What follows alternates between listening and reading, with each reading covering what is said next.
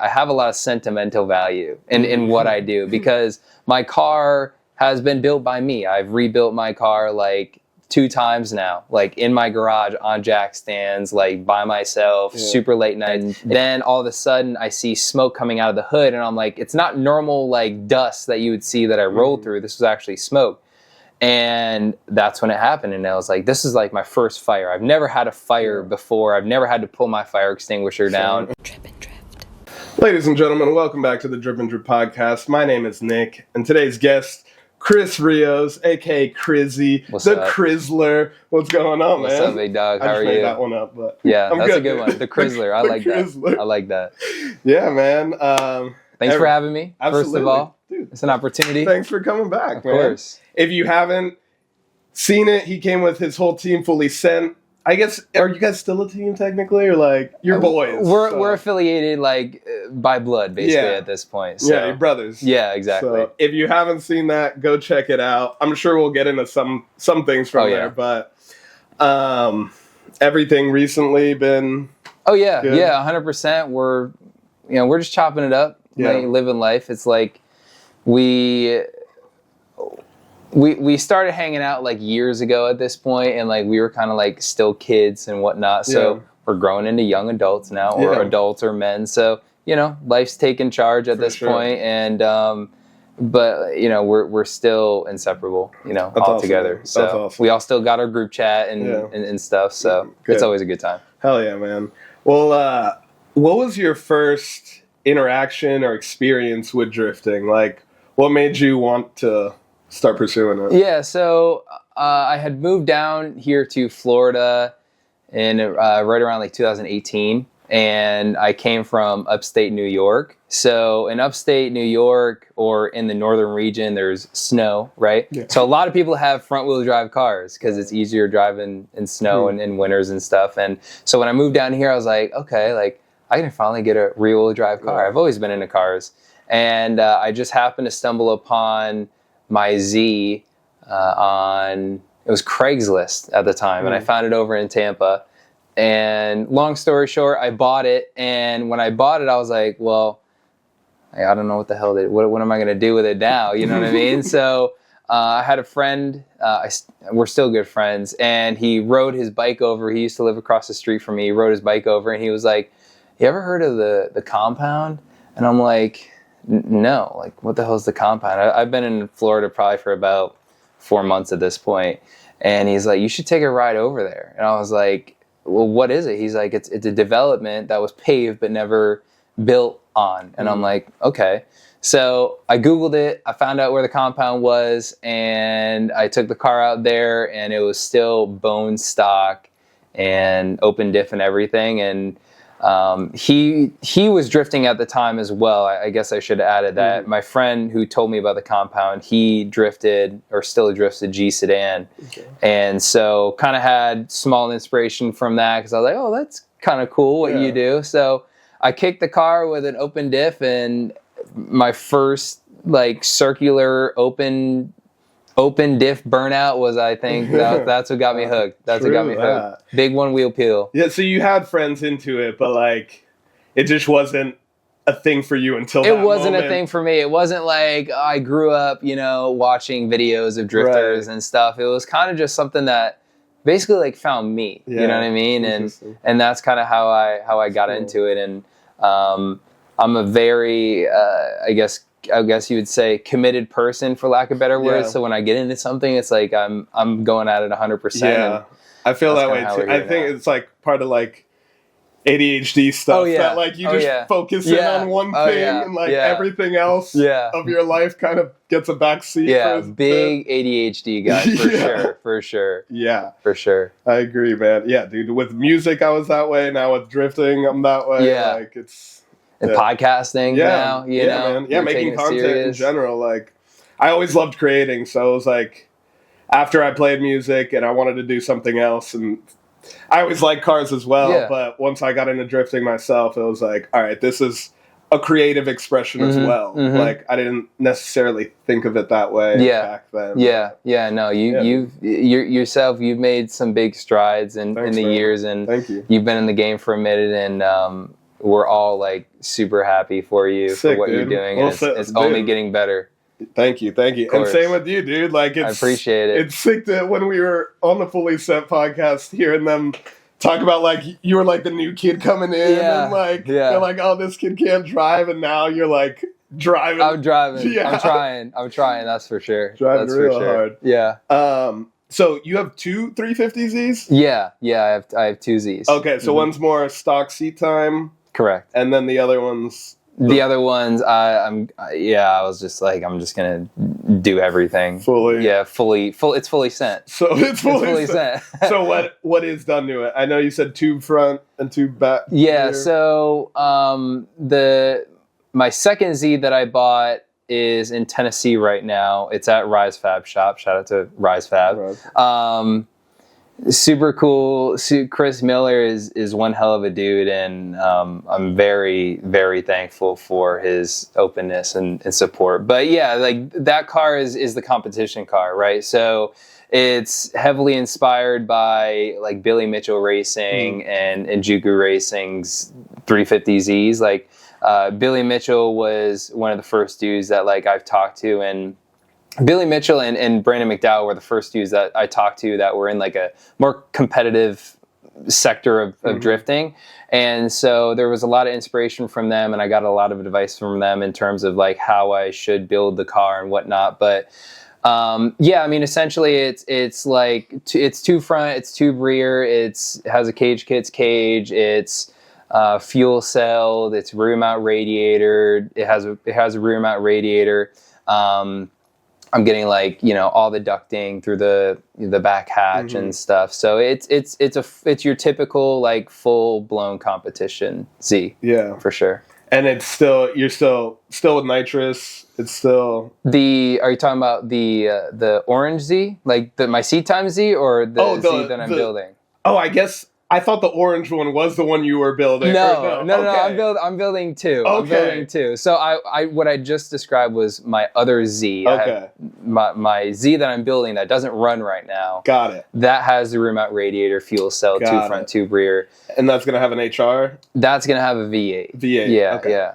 Yeah. So and then what we were getting to, I guess, was my seat time Z. Yes. That is just like a full weight stock VQ, stock HR, nitrous Z with Wise Fab. That's about it. And obviously all the Juku Racing ISR parts and all that stuff. So, what was there anything extra besides Wise Fab's suspension, cage? I mean, I have a Z, so I kind of know, but like, was there anything else that was like really crazy or intensive that you had to do with it, or like other than driver mod? No.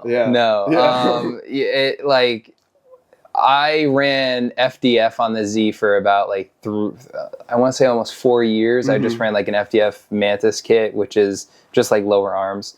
And I started a little bit different than I guess some other people nowadays drifting. Like a lot of people just go straight to Wise Fab and like straight to like the biggest, baddest stuff because it's so easily accessible, which is, you know, preference, I guess. But I started low when I worked myself up. But yeah, I started with FDF. I graduated to Wise Fab.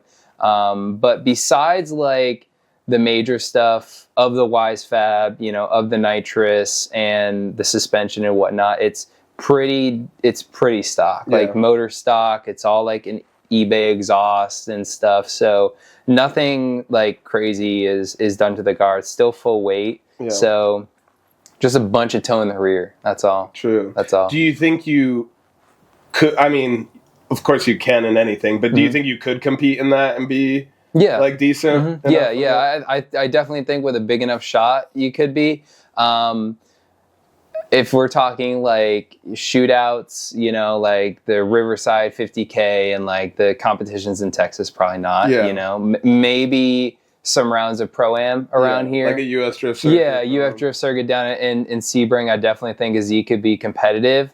But obviously, you know, there's the people with cars that are just fully built, like cars that I'm building right now for the series, because it's not that way anymore where you can kind of just like get into a Nitro Z and win a series per se, King of SW, like Black Friday, that's a little bit different because you're on a skid pad. But if you're talking about, third or fourth gear run up and stuff with a lot of speed, you need a lot of power, and with all these cars, there's a lot of grip. It can get challenging for sure. What do you think Zs are like the ultimate drift car? Like why would you have your seat time and then start building another one to compete? You think it's one of the best chassis? I'm biased because that's the chassis I grew up with, right? That's the chassis I learned on. So it was kind of like, do I want to build a chassis that I'm already familiar with, that I already know my way around, that I know works? Is it the most competitive chassis? I'll be the first one to say no, because I think E36s, E46s have made very big strides, and I think that the knowledge and engineering and things of that nature for these cars are a lot more well known, about the traction arm in the back and just ways you can get a lot more grip and speed out of those chassis. However, I do think that the 350Z has a lot of untapped potential in terms of like nobody's like, I think, really put a lot of R&D and time into researching a Z chassis. And I think that maybe, changing some of the rear suspension arms around, changing some of the geometry, it could be very competitive. I mean, there's, I think, one 350Z in FD and one 370, so they're not as common as your E46s or your 86s, or anything like that. But I definitely think that the reason I stayed with the Z is because I'm so familiar with it. And moving down the line, I mean, depending where it takes me, I'd be more than happy to build a more competitive chassis, so. Yeah, I'm just curious about that because, like, I love my Z and how I've been able to grow in it, and I still know there's room. Like, I haven't hit its full potential and my full potential with it. But, like, I never loved them when they came out. Even now, of course. They look like bowling balls. Let's be honest. They're not the most like aesthetically pleasing chassis. Really. I like blocky things. Yeah, exactly. Edges. There's the Z is very, very round. There's no pleasing edges like you said. Yeah. So I think the main benefit out of a Z you're going to get is just the platform, the power plant platform reliability. And also, thankfully enough, the chassis are not hard to drive, drifting. Like, there's a lot of people that say your first drift car should be somewhere around like a 350Z, super easy to drive. And even though you said like not much R&D behind like geometry and stuff maybe, but like there is a ton of aftermarket. I mean, like most insane aftermarket support for Zs. So. Yeah. No, it's huge. The aftermarket support for Zs is pretty astounding. Like they make anything exhaust wise, anything arms wise, as stock or as crazy as you want to get. So the support is there. I just think that when you get into like the geometry of like how the subframe, how the arms bolt up to the subframe, how the suspension works in the travel and things like that, I don't think really has been like studied a bunch. And Billy Mitchell Racing was like getting into that before he kind of found his way out of drifting. But like I said, I do think that there's a lot of untapped potential. It's just somebody who's willing to invest that time and money into doing that, because it's not cheap to do. Yeah, it's not. And it's not like everyone wants to do that. No, because who wants to make a Z faster? Like, ew. Like, I'd rather make a cool BMW faster. Yeah, very niche thing right there. Yeah, exactly. And now with like a brand new Z, they're probably doing it more to that. Than 100%. Older Z. 100%. Yeah. Yeah, it is what it is. It is what it is. I still think Zs are like the go-to chassis. Yeah. If you're getting into drifting and you have a few grand, just get a Z. Yeah, that's true. Yeah. Or an E46, whatever. Whatever's available and cheap in your area. I have really been interested in a 128.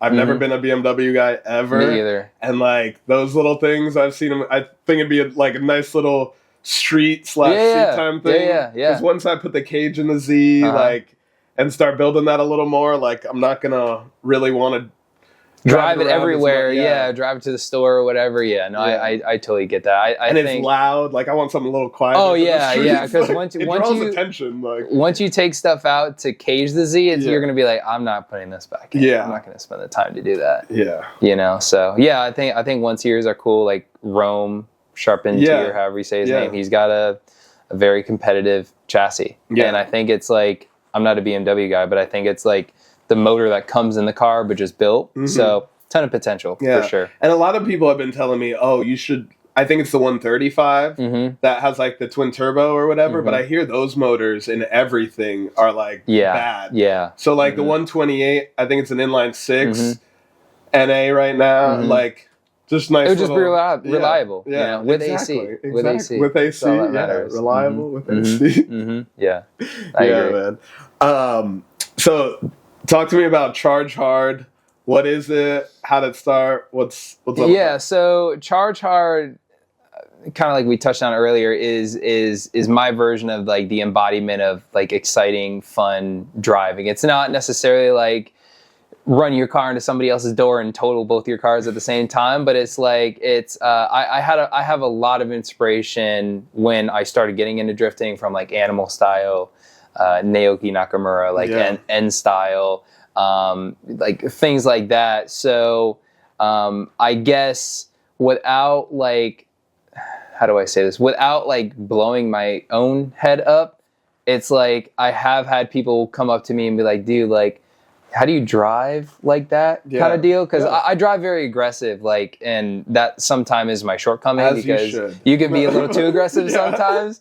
That's style, baby. It's the style. That's what I'm saying. So it's like, there's a lot of people that say like your car should match your driving style, and that's kind of what I try to embody, and that's what I try to get out of Charge Hard as well. But I still have like a lot bigger and better plans for it. It's just like stuff like that is when you're focusing on so many other things and your other sponsors and the team you're working with, it takes a lot of time and dedication to do that. And I'm not saying like I want to wait till everything's perfect, because if you wait for the perfect time, it's never going to happen. Right. But I want to at least get everything like in line to where like I'm ready to hard launch it. Like I have the website made and things like that. But I have a lot of people on board that like are excited about it, and they want to at least like rep the sticker, whatever, you know, the case is. So my car is essentially like the trademark or tribute to Charge Hard, you know? So that was my idea behind it. Cool. So. Yeah, dude. I mean, and it's a name, like we were saying, like Animal Style, or like fully set that it like, it does it. I think you did a good job embodying what your style of driving hard, charging hard, for sure. Man, it's definitely a good name. Just something to call my own. Yeah. You know, that's it. Dude, that's I feel that, man. And like you were saying, like you want to be like your main sponsor if you can. Yeah. Like you want to represent yourself in a way, like, and you obviously I want to work with other companies and stuff, but I never know things behind the scenes of that company. So if a scandal pops off with that other company, now I'm tied into that, if that makes sense. So I think representing yourself in that way is really cool. 100%. But going off that, then your other sponsors, obviously in Juku. My other main sponsors is Operation Vet Now and Juku Racing, Billy Mitchell Racing, Chase Bays, who else? Rise Fab Shop. So I'm very fortunate to kind of have the people that I'm working with right now. I can't say enough good things about them, because I guess it's not very common, and I don't mean like this in any sort of way. I just feel like it's not very common for like a grassroots driver to have the portfolio that I have without being like weird, like, or I don't know if you should swear, but without being a dick, right? Like without being a dick, I don't mean to say like I have something that nobody has, but you never really see like a grassroots driver have name brand sponsors, you know, so that are known, that people know, people know, right? Like, yeah, there's like your local tire shop or your local fabrication shop, but like, I'm representing Rise Fab. I'm representing like Injuku, and I guess the whole reason behind that is because I have a much greater vision than just like driving on a skid pad, you know. So, not necessarily that like that's the vision that was sold to them, but I also spent a lot of time and a lot of effort and some money like forging the relationships with these companies. So there was a lot of like technique and different avenues that I traveled down to even be able to rep these brands. And I have a very, I guess what I say is I have a very business oriented mindset. So when you kind of have that sort of mindset, it kind of helps align your end goal, if that makes sense, in driving. So all my sponsors are traveling with me into the 2025 season with the other car that is at Rise Fab right now. And it's essentially the walk before run approach with them. It's like you can't go to Injuku Racing and say, hey, I want all the ISR arms and I'll put a sticker on my car and I'll run a few OSW events and I'll travel to Mid Pond a few times a year. Like that's not going to get you there. But when you actually, present the vision to them and you come off as professional and you have an actual image to represent, then it makes the approach a lot easier, and it makes also the transition into an actual sponsorship a lot easier as well. Were you, I mean, I obviously think it's good to be sponsored by companies that you would already be using. Yeah. I'm guessing, like you were saying, you already had a relationship or rapport built with these companies? Yeah. Like just by buying their products or by how? Like both, like kind of like I said, from the business aspect, networking is huge. So like not even just giving them your money and, hey, I'm repping your products, you know, because to be honest, when I got sponsored by Injuku, I was barely running any like ISR stuff. And that was honestly because like I didn't necessarily have the funds to afford buying the ISR stuff, because the ISR stuff is amazing and it's super high quality.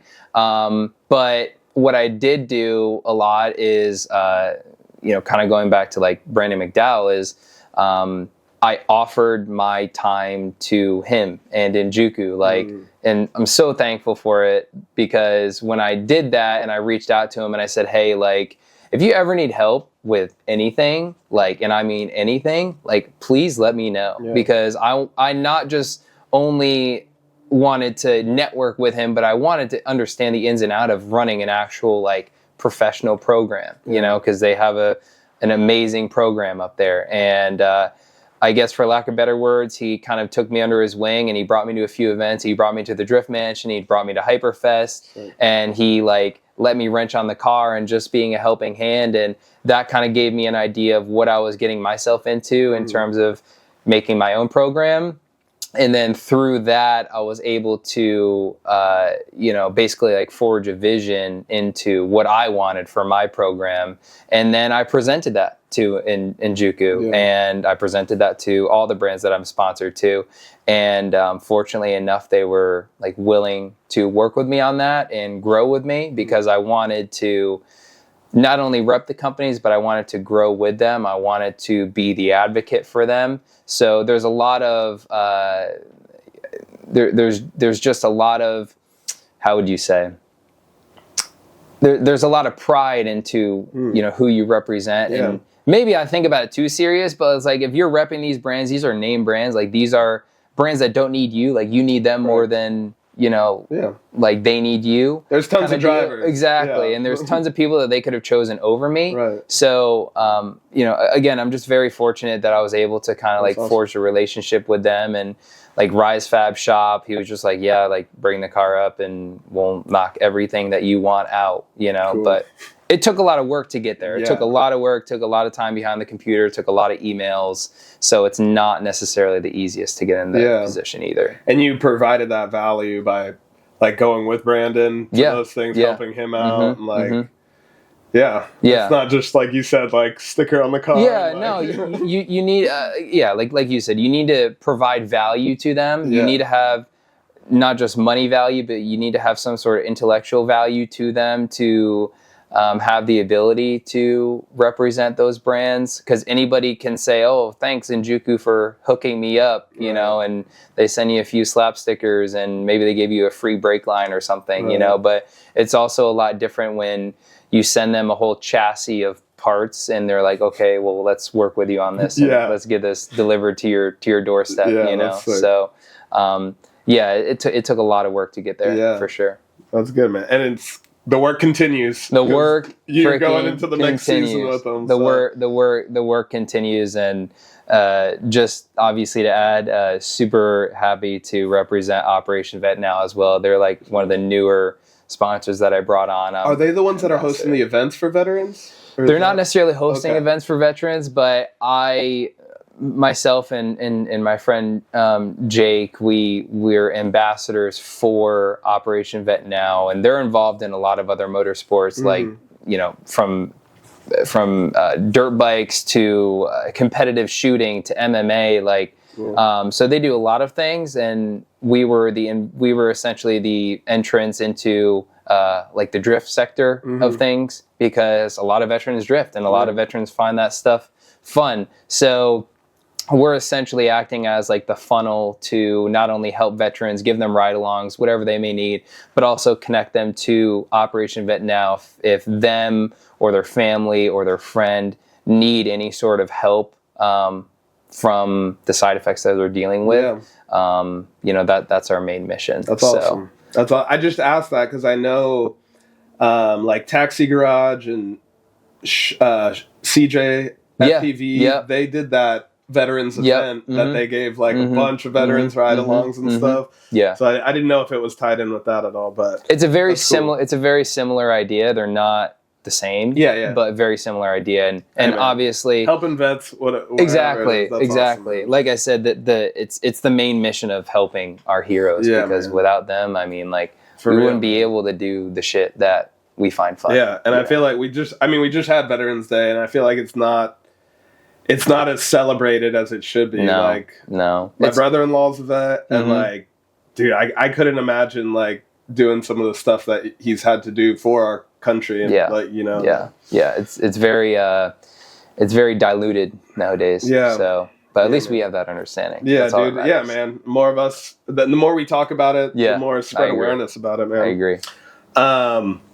So, talk to me about the fire, dude. The fire, dude. I saw the video when it first came out. I know it's been months, but like, I don't think anyone could ever know what to do in that situation until it happens to you. 100%. And I think you handled it very well. I tried. But tell me what happened. So I will say, like, I didn't milk it out, but I definitely probably maybe painted it into something bigger than what it actually was, because people total their cars and flip them upside down, and they're like, okay, whatever, you know, we'll build another one. But adding to that, I kind of like what I was talking about earlier, like going 100%, like I have a lot of sentimental value in what I do, because my car has been built by me. I've rebuilt my car like 2 times now, like in my garage on jack stands, like by myself, super late nights, and you understand that, you know. So I have a lot of pride in what I do, and the car was the debut, you know, at that time at Grid Life in South Carolina. So like I said, I spent like some of my last few dollars getting the car to what it was at that point. But anyway, I had put nitrous on the car. This was the first event that the car was on nitrous. And so we drove out of the pits. This was the last lap of Saturday, and I was on like my last set of tires. So it's always like, hey, one more lap. You know, it always happens like that, right? And my very good friend now, Apex Dev, who's an incredible videographer and editor. If you don't know who Apex Dev is, check him out on Instagram. This was his first ride in a drift car. Oh, first ride along ever. First ride along ever. And I'm like, hop in, dude. Let's tear it up for one more lap. Let's get some content. Cause he set up the cameras and he suction cupped it to the back glass and the hatch and got all these gangster angles and GoPros. Had his big turret camera in his lap and he was ready to go. And so we go out and we leave the pits and we hit the first corner. And I'm like, the nitrous is kicking. It's a brand new 15-pound bottle of nitrous. It was the perfect situation, the perfect scenario of we can tear it up this last lap. Yeah. And hit the first corner, and the car kind of felt weird. Mm-hmm. You know what I mean? Yeah. The revs were kind of hanging too high, and I was like, that's not normal. It hasn't been doing that for the past 2 days. So dumb me, I was like, whatever, it'll figure itself out. I was like, whatever, screw it. And so I'm following my friend Byron into I don't even really know what you would call it. It's kind of like a hairpin turn into another big sweeper turn. I follow him in, I e-brake in, and the car just dies. And I'm thinking fuel cut. I'm like, I don't really know necessarily what's going on. And I drive off into the grass and I'm about to turn the car back on. And then all of a sudden I see smoke coming out of the hood and I'm like, it's not normal dust that you would see that I rolled through. This was actually smoke. And that's when it happened. And I was like, this is my first fire. I've never had a fire before. I've never had to pull my fire extinguisher down. And so when you're in that situation, the adrenaline just kicks in fast. Yeah. So I'm like, oh shit, my car's on fire. And Dev, he starts unbuckling his cam lock harness, and I go to open the door and I break the door handle. And I'm like, fuck. And I'm like, well, what do I do now? So for some reason, I somehow bring my feet up and I position myself to grab the fire extinguisher. Yeah. And I have when you look at it, a very easy way to take a fire extinguisher off. But when you're in that mind fog, it's shit. It's I don't know what to do. So I'm pulling I'm pulling it. And so what I did initially, thinking that I was taking the fire extinguisher out, was I was just pulling the pin on the fire extinguisher. I wasn't actually getting it off the mount. Right. So I pulled the pin and the fire extinguisher was still there. So I end up pulling the knob, getting the fire extinguisher out, and then I end up having to crawl through the window to get out, knowing in hindsight I could have just reached and opened the door from the outside possibly. Yeah. I don't really know if the doors were locked, but crawled through the window, and by the time I crawled through the window, you're probably talking maybe 15 seconds, and HR hoods are aluminum, and if you get into the science of it, aluminum is has one of the highest melting points of metal. And by the time I crawled out of my window, when the fire started, there was already a whole volcano, as I'm sure as you saw from the video, burning through the hood. And I'm like, fuck, man. And I open the hood and I start shooting the fire extinguisher at it. It's not going out. Yeah. And it's a volcano, an intense volcano. I had my visor flipped down, but then I flipped it back. I flipped it up for some odd reason, and ended up I burnt my face. That's how intense the fire was. Yeah, cracked my windshield. But anyway, so I'm in this debacle of it's not going out. The fire extinguisher isn't putting it out. I don't have any tertiary options. So then I run back to the driver's side of the car, and I fixed it now, but in the Z, you have the manual hatch pop thing, and I put it in between the two seats on the rear speaker, panel that you normally see, not thinking that you can't just reach in and grab it. You need to get in the car to grab it. So that was my first mistake. So I end up grabbing the release after some odd time. And I'm like freaking the fuck out, not really knowing what to do. Through the grace of God, the only person that stopped was Camel. And he just so happened to see the car was on fire. And he was the one that kind of helped me pop the hatch, turn the nitrous bottle off, and eventually the fire had subsided and kind of gone out. Essentially what had happened was somehow, some way, the nitrous solenoid got stuck open. Okay. And had a gangster backfire. Don't know how the backfire happened, but it popped the intake and then just started a crazy volcano. So there was nothing that could have really prevented that? No, and that's the scary part, is it was just a true like freak of nature, part failure. Yeah. I've gotten away not to bash nitrous. Yeah. What was it? Not to bash nitrous outlet. No, excuse me, I'm sorry. Not to bash Nitrous Express. I'm never buying those solenoids ever again.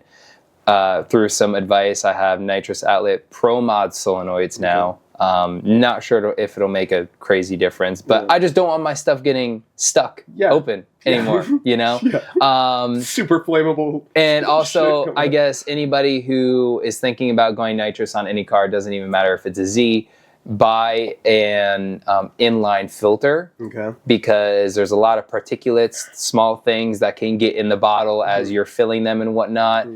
Having the filter there helps from the solenoids getting stuck open. Also install a manual shutoff valve so you don't have to go back to the bottle to shut it off. Just put a manual shutoff valve within arm's reach. There's a lot of stuff that I learned in that scenario, and that's probably the best value that you can get out of those scenarios, is learning what you should do next time and what can make the system that much safer, because there was an arm length of things that I didn't have that I should have done, not necessarily through the guidance of anybody, but just through ignorance of me just wanting to put nitrous on my car. I thought I had done everything right, but again, there was still that gap of what I should have done instead. Yeah. Right. Damn. Man. So that was an intense situation, not to cut you off, but what I also must say, I guess now that I have the platform to say it, is it was super, not saying that anybody owes me anything specifically, but it was super disappointing watching, because there was like multiple video angles from the outside view. It was super disappointing seeing that there were at least like 7 or 8 cars that just drove straight past me. Before Campbell even got there, they just drove straight past me and they just were like in awe. And like, I get if a car is on fire, normally you don't want to park your car next to it or whatever. But it's like, I guess what I'm just trying to say is, like, in my mind, if I see somebody like on their lonesome trying to fight a fire that's not going out in their car, I'm not just going to drive by. Most or all of those cars have fire extinguishers. And if you see a homie out there that's burning up literally, like, maybe park your car a few feet away, but go like at least see if they need something, you know, because without Camel, like, it could have been a lot worse, you know, without having 2 people help shut the fire down and stuff like that. It could have been a lot worse, because like, it was right next to a fuel line. It was right next to a brake line. So, you know, the car could have burned down easily. And I'm fortunate that it didn't. But just Camel's a real man. Camel's a real one. He's like, bro, he operates the best in the worst situations. Like, he's a dodo head sometimes, like if he just needs to answer a question. But like if a car's on fire and you're upside down and you're in a river and you're in like the worst situation, he's like, oh, you just do this and it's fine. You're good. Like, he keeps cool. He keeps cool in crazy situations. I will advocate for Camel. Homie to have. Yeah, he's a great homie to have. He's a real one for sure. He's a brother. Damn, yeah, that's insane. Yeah, I guess they're just scared. Yeah, like I said, it's not like anybody owes me or anybody anything, but it's like, if you do see a homie that's even just broken down, like you see a wheel fall off or whatever, like in a situation where it's not just like, oh, like the track crew will get him and that's fine, like he just DB'd it or whatever. But if you're talking about like a car's in a serious situation and you know that the track crew isn't anywhere near he is and you can tell he needs like immediate help or assistance, like, help a homie out, you know what I mean? Because it, like for me, it can be somebody's whole life within a car. You know what I mean? So that's just how I look at it. For real, you know? Man. Yeah. Help homies out. Help homies out. For real. For real. Damn, man. Yeah. That was wild. Yeah. Is there? You said maybe after all the Z's and stuff, you might build something different. Is there a dream build that you have, or like a dream car that you would ever? Yeah, it's so hard. That's so hard to answer because like Z's are all I know. Yeah. You know, so I haven't really had the ability to build many other chassis. I wouldn't necessarily say it's a dream, but I would like to find out what the hype is with like E46s and BMWs. Yeah. Like I'd like to feel the chassis and like a really nice, properly set up one. I'd like to see what it's about. I'm sure they're great. I would love the opportunity to build like a new 86 one day. I think those are super cool. Yeah. I'm not too sure about. I think when I interviewed you about a car, about if you couldn't drive a Z, you said an 86. Yeah, an 86. I think I did say that too, for sure. And I think I bashed BMWs at the same time. Here I am eating my own words. But yeah, like an 86 or an E46 I like to try out. Like, but there's not necessarily like a crazy dream chassis. Like I said, drifting found me. I didn't find it. Yeah, so you didn't have the posters of S15s on your wall. No. I mean, it'd be cool if like drive an RTR Mustang one day or something like that, because I hear like those are super hard cars to drive and you need to have like true commitment with those things. Like that would be a really cool chassis to drive one day. I want to just like explore options. I guess that's my answer to it. I don't have like a dead set I feel that chassis that I drove. Yeah, honestly, like I've always had the thought of like I'd rather have like 5 not shit cars, but that aren't a Ferrari or something. You know, like a Miata G35 4-door, the Z. I always wanted to rear wheel drive a Prelude. Oh yeah, like put a K24 in it, rear wheel drive Prelude, like things like that. Yeah, that like aren't cool shit. I've also always loved Porsche my whole life, even though now Chelsea's drifting the Porsche. But I will say that's impressive. That's a cool chassis. Super impressive. But I've never like followed Porsche to the extent because I know they weren't a drift car. Right. But now seeing that, like, now it does put that spark in my head of like, oh, like. He's opened the avenue, I think, to something that could be great. Now, obviously, it'll only work for people in a certain tax bracket. Correct. You know, I think, and it's not like Porsche has sent him a cease and desist letter yet because he's drifting a chassis. So I think, I'm not saying like he's super famous, but I think Porsche knows. Yeah, Porsche he's working with them. He's working with them, right? So I think that they're like at least entertaining the fact that. I mean, this could be a competitive chassis. Yeah. You know, very like with the weight distribution being like mostly in the back, and it's very interesting. Yeah. Very interesting. Very cool. And no better man to pioneer something like that than Chelsea being the man he is with suspension and chassis setup. And seeing that he did like do different things with the geometry, like he extended the front wheels, I think, forward, and things like that. That like I'm not to that level of like even thinking like, oh, this will help me. Right. Like extending Exactly. Yeah. Helping it be less snappy or whatever the hell. And that's kind of what I mean to touch on like a Z, for example. Like, not that Chelsea would ever want to do it, but like assign Chelsea to making a 350Z competitive, I guarantee he could probably pick out at least 2 handfuls of things that could be improved or extended or shortened or whatever to make that chassis more competitive and better, or just throw some BC coilovers on it and you'll be fine. You know, so we need more people like that. But then again, it takes like a certain type of commitment, because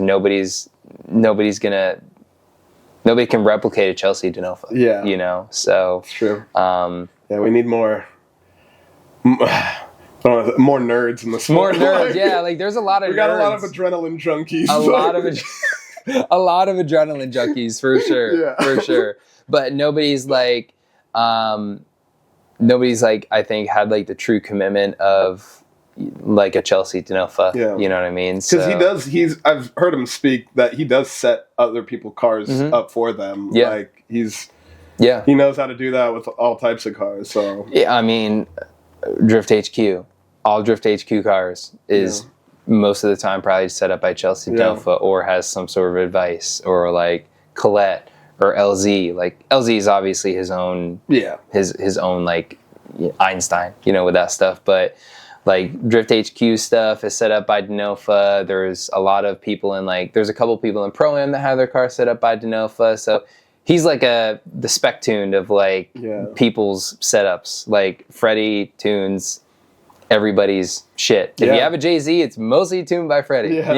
So good people though. Good people for sure.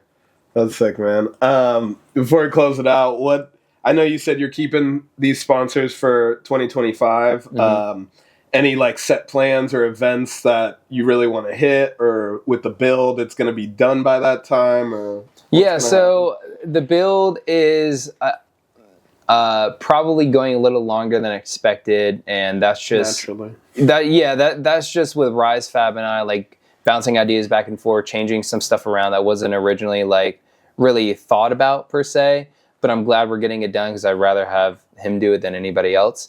But I plan to hit like Hyperfest this upcoming year, Grid Life, as many Grid Lives as I can. Definitely South Carolina Motorsports Park. I'm trying to maybe win the crown for the 4th time next weekend. I don't really know yet.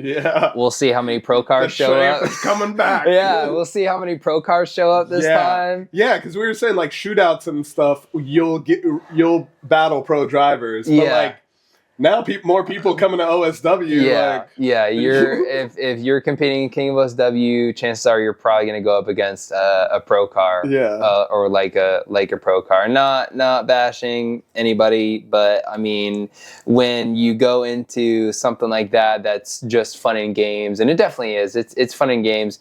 There's also no rules, so I could bring an RTR Mustang on 315 Nittos to a skid pad event and blow every car out of the water if I wanted to. So to each his own with that type of event. That's what I kind of like about the skid pad, though. It is kind of an equalizer because you can have a ton of power, but if like depending the grip, it is a skid pad. So like it's like you're saying you're not entering third gear. It's second gear door bangers all day most of the time, but there still is like how would you say there's still there's still like a level to where it's like, okay, every car pretty much matches up to each other, but like if you're on like 100 treadwear Valino 08Rs, like 295s with a 600 horsepower chassis, chances are you're going to run away from everybody. And that's fine. Like I said, it's all like fun and games and it's fine. But, like half the playing field, like myself, is probably just going to be showing up in a normal VQ chassis and hoping to take home the win. But I have some things up my sleeve. The top three last year were all... Or was that at Spring Break Bash? That would have been at Spring Break Bash. That was Spring Break Bash. It was Ryan, Edwin, all Z's. Yeah, all Z's. Yep. And when I won my last time, it was all Z's as well. So Z's are taking over, and that's a good thing for us. Yeah, for sure. But I mean, just to go back, I guess that's a future plan. And then, we'll see what happens with Pro-Am. It all depends like where the chassis ends up, how fast it's going to get built, things like that. It's not necessarily something that I just want to throw a bunch of parts at and hope it works. I want to like bring people together and, build an actual good chassis, build it around like a Link ECU and take your time on it. Take my time with it because I think that'll be the most rewarding in the end as well. And I'm just super thankful that my sponsors are on board with all that as well. Yeah, that's sick. Yeah. That's sick, man. Is there anything else you want to touch on or go over before? No, I mean, I definitely want to thank you for bringing me out. Absolutely, man. Again, dude, I've told all of y'all Fully Sent boys to come by. Grendel's been over, but dude. I mean, I love talking with y'all. Drip and Drift, you check out all his videos. I don't think there's one video that I haven't watched that isn't quality, that isn't a good time. So definitely shout out to you with everything you're doing. There's definitely way brighter futures ahead for what you have, and his whole setup is crazy. thank all my sponsors. I'm super thankful for Operation Vet Now, Njuku Racing, Rise Fab Shop, Chase Bays, Charge Hard, Billy Mitchell Racing, everybody that helps support me and my vision and my future going into this. Like I said, drifting chose me. I didn't choose drifting, so I'm kind of just along for the ride at this point, but it's definitely something that I'm 100% committed towards, and I definitely want to work towards a greater vision with everything. So I'm very proud of the team that I'm working with, and very proud and thankful to work with the people that I work with every single day. And we'll see what the future holds, but I don't plan to leave the game anytime soon. And we'll see what happens this upcoming year. Yeah, and maybe I'll be back telling a cooler, better story. Hell yeah, bro, for sure. Yeah, man, you're more than welcome to come by anytime. If you like this episode, drop a thumbs up, leave a comment below. Thank you, Chris Rios, for coming by. Thank you, dog. And we'll catch you next time, fam. Later, y'all. Peace.